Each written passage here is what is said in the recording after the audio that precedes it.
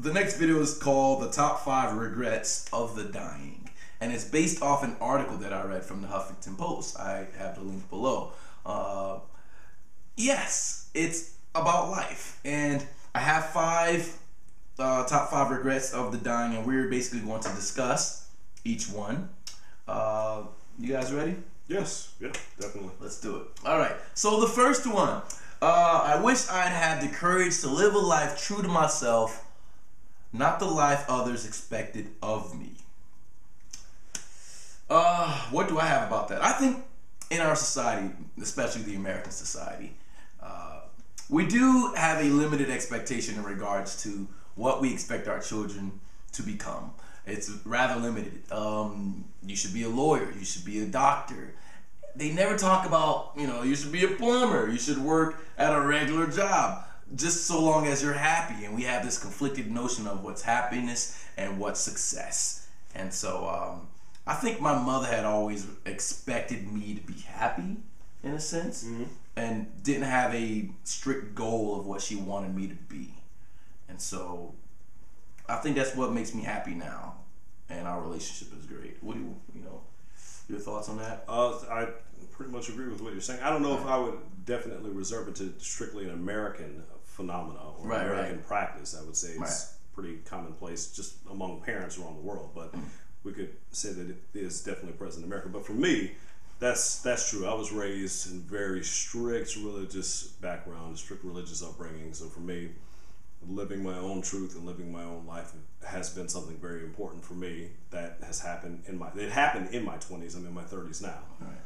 But yeah, I think that's something that deserves more discussion, more openness between parent and child, more openness between even business owners who may hire an employee who's just there for a short time and who's expected to go on and produce their own business of their own, or pursue some other sort of artwork or whatever it is that they want to do. Whatever venture it is that they want to do, that should be a conversation between business owner and employee, between parent, between child, and between self and inner self. It's a very good conversation to have with you and to figure out exactly what you want. Even though we know that takes time and probably doesn't happen until your 30s, but do it. Oh, we're getting deep. I'm 30, you're 30. I'm 32. 32.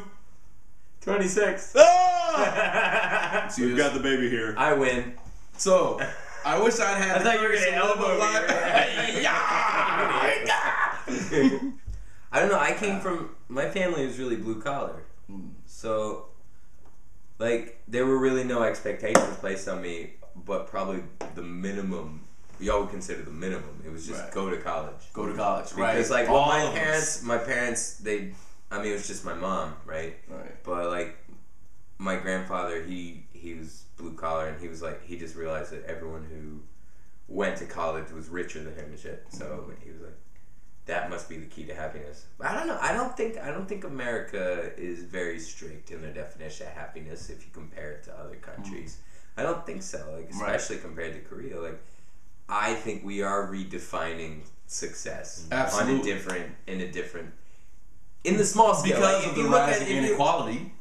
I mean, we're redefining everything because of the rising inequality, the shrinking of the middle class. We're starting to see ourselves as not this sort of perfect union, and I would attribute that change to a generational lesson. Like, we've watched our parents get stuck in jobs where they were very that they hated, and marriages that they hated to some ends that they didn't enjoy too. Like a lot of people, I don't know, you just hear stories, but it's just like they have kids, they do everything right, and they're not happy, and it's just the disillusionment of that.